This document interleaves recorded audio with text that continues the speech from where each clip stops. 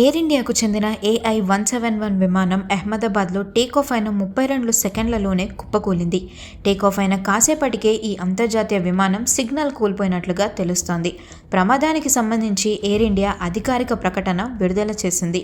అహ్మదాబాద్ నుండి లండన్ బయలుదేరిన AI-171 విమానం ప్రమాదానికి గురైంది. అహ్మదాబాద్ నుండి మధ్యాహ్నం 3:38 బయలుదేరిన బోయింగ్ 7878 విమానంలో 230 మంది ప్రయాణికులు, 12 మంది సిబ్బంది ఉన్నారు.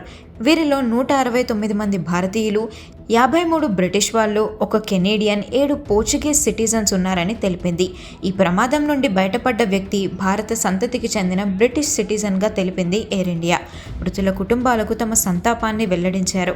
అయితే ఎయిర్ ఇండియా బృందాలు అహ్మదాబాద్లోనే ఉన్నాయని, అత్యవసర హెల్ప్ లైన్ నంబర్లను కూడా ఏర్పాటు చేసినట్లుగా తెలిపారు.